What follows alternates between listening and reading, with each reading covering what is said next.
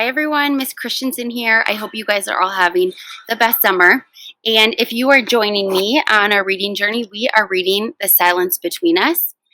I'm also reading in a hammock, so if I happen to fly off, just roll with me. So let's get started. This week you will be introduced to The Silence Between Us by author Alison Gervais. This summer we will follow the journey of Maya, a teenager who lost her hearing at age 13, as she goes to a new school. The setting takes place in Parker, Colorado. When Maya is forced to attend a hearing school, she sets out to prove that her lack of hearing won't stop her from chasing her dreams. Join me as we begin reading Chapter 1 today. So we are going to start Chapter 1 of The Silence Between Us. If you are following along in the text, it is on page 9.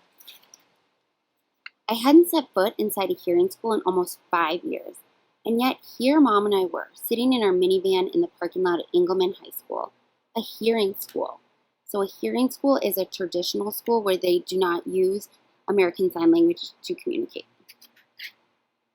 We've been waiting here about 15 minutes, and not once had my heart stopped pounding. Mom reached over and tapped my knee, and I looked up from my lap where I'd been picking at a loose thread on my tie-dye t-shirt. She signed, "Ready?" I felt myself exhaling heavily, and I was most certainly not ready, but it wasn't like I had much of a choice. Hearing school was definitely not my idea, but with the closest school for the deaf being over an hour away from our new home near Parker, Colorado, we weren't left with many options. "Ready," I signed. "Wait, not, help me." Yet again, I found myself glad that American Sign Language was my preferred method of communication. It was short, sweet, to the point, and nowhere near as formal as English. I doubted I would have been able to string together any one sentence that would make an ounce of sense in English right then. So you will notice that throughout the text, when she is signing, the words are in all caps, and they often don't use all of the same words that we would use in English. Mom gave an overly bright smile as she unfastened her seatbelt and opened the car door. "Don't worry," I saw her sign as I unbuckled my own seatbelt. It was kind of hard not to worry when I knew I was about to become the weird new girl with the interpreter following her around all day. Talk about making an impression. I'd never had to worry about an interpreter before because at the Pratt School for the Deaf, the school I'd gone back to in New Jersey, 90% of the staff were deaf or hard of hearing.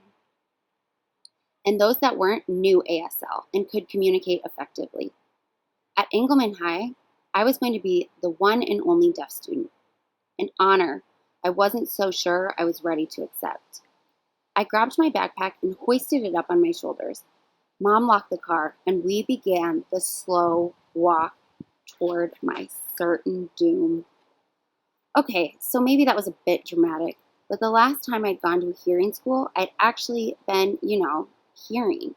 I'd gone to Pratt for so long and gotten used to being around deaf, or HOA people. Oh, not HOA. HOH. And remember, HOH stands for hard of hearing.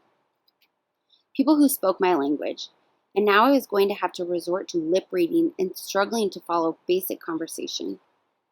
And then there was the matter of using my voice, which had me all but paralyzed with fear. I was oral because I had lost my hearing long after I acquired basic language skills, but the issue was that I couldn't hear my own voice anymore.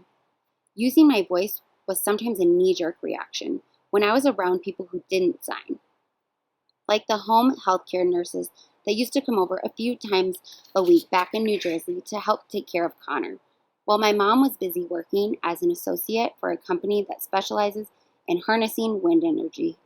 Even though there was nothing wrong with my voice, I hoped using it was just downright weird. I couldn't hear myself speak, but I could feel the sound reverberating in my skull whenever I spoke. It was a sensation I wasn't all that fond of. Last Friday, my mom and I met with my new teachers, the principal and the interpreter the school district arranged to accompany me to all of my classes this year.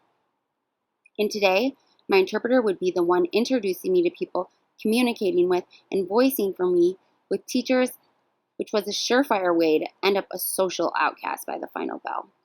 The interpreter's name was Kathleen. She seemed nice enough, and she obviously enjoyed interpreting, given how much feeling she put into it. A big part of signing, to begin with. No matter how nice she was, though, she was still a stranger. Mom put her hand on my shoulder as we approached the main entrance of the school and signed, "Breathe. You fine here." I shrugged, biting my lower lip. There was no point in correcting her, plus my palms were starting to sweat because I was so nervous, and signing with sweaty palms was never fun. Kathleen. Nice, right? Mom signed before she held open the door for me. "I know you will like her." "Fine," I signed back, not wanting to press the issue. I hated finger spelling long names. I made a mental note to ask Kathleen what her sign name was. Sign names were typically representative of the individual, so I bet Kathleen's name had something to do with her flyaway red hair.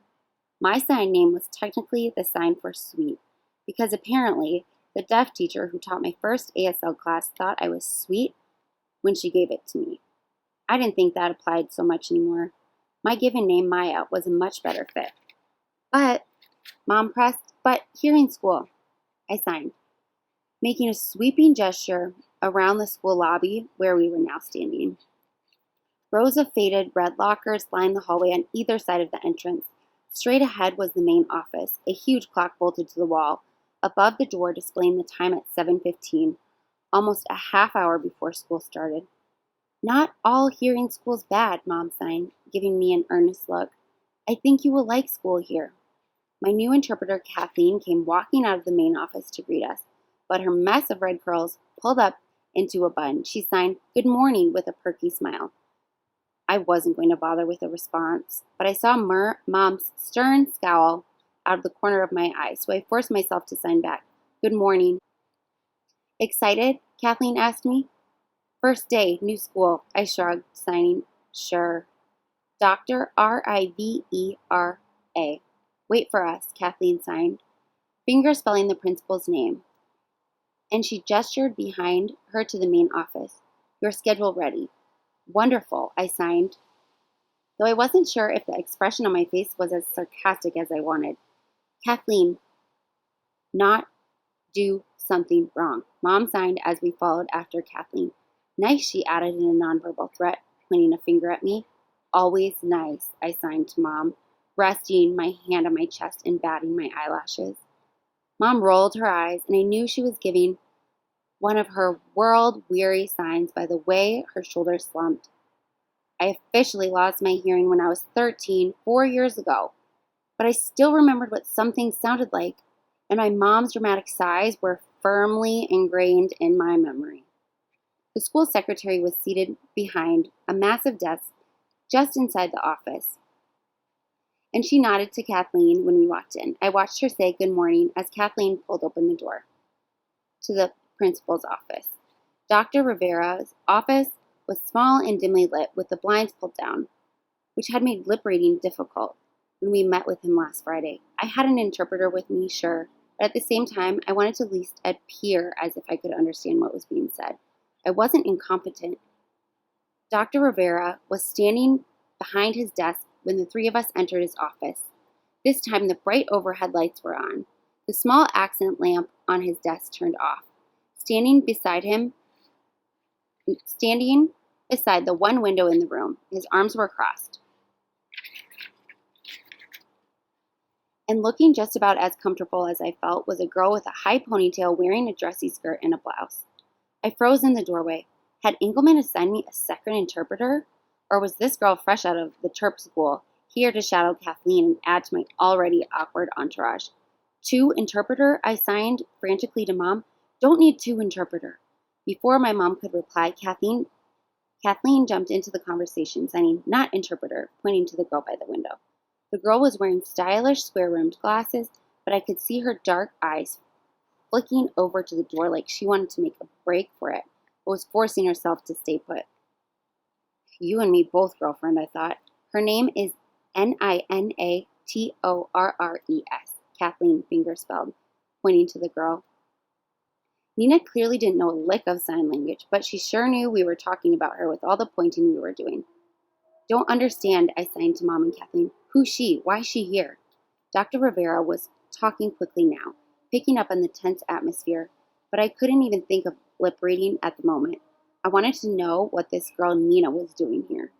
Kathleen brushed her fingertips along her forearm, a sign for slow, and Dr. Rivera paused, pink in the face. He'd probably never dealt with a deaf kid, like everyone in this school. I was willing to bet, and I could tell he wasn't quite sure what to do. Nina, wonderful student, Kathleen was signing as Dr. Rivera gestured to Nina, who still looked beyond embarrassed with her cheeks blazing red. We ask her be your peer mentor for your first 2 weeks here. Don't understand, I signed in confusion, shaking my head. Dr. Rivera waved his hands around like he was giving some dramatic Shakespearean monologue as he explained what a peer mentor was. I only caught a few words of what he was saying, like great student, grades, something about the student council. He hadn't really seemed to pick up on the whole you need to slow down so the deaf kid can understand you thing. Nina, show you to your classes, Kathleen explained to me. Walk you around school, make sure you have a good time. I should have seen this coming. She, my babysitter, I signed, jabbing a finger at Nina. Walk me around? Have hearing kids make friend with new deaf girl? Mom was pursing her lips, looking uncomfortable. Well, Kathleen relayed what I said to Dr. Rivera and Nina. I watched Nina's face fall as she listened to Kathleen, and I felt a momentary twinge of guilt. I wanted to get used to the idea of being in hearing school again, at my own pace, not just be thrown to the wolves and expected to make friends with the first hearing kid to cross my path. Not like that, Kathleen interpreted as Nina started to speak. Want you enjoy Engelman. Impossible, I signed back immediately. I saw Mom give her another one of those signs and scrunch her eyes closed. She took a moment to collect herself and signed to me. Work with her. I know you're not happy, but try. Please. It was the expression on her face that ultimately made me back down. She looked so tired and worn down, and I knew it was partially because of me. I hadn't made things easy on her since she announced we were moving. I knew she was doing everything she could to make a good life for us out here. And she had enough to worry about with my little brother, Connor. When you have a son with cystic fibrosis, somehow your deaf teenager ends up being the less difficult one. Maybe not so much attitude-wise, though. Okay, I signed, reaching over to squeeze her forearm. Sorry. Okay, Mom signed, a wobbly smile on her lips. We sat in the 2 chairs in front of Dr. Rivera's desk as he sat down again, looking relieved the storm had passed. Kathleen beckoned Nina closer before moving behind Dr. Rivera's desk, standing directly in my line of sight to interpret. This was pretty much the last thing in the world I wanted to be doing, but probably the sooner I accepted this whole hearing school thing as my new normal, the better off I might be. That is chapter 1. Join me next time to find out what happens as we read chapter 6. So, remember, you can read on Overdrive or reach out to me if you need a copy of the text. Happy reading!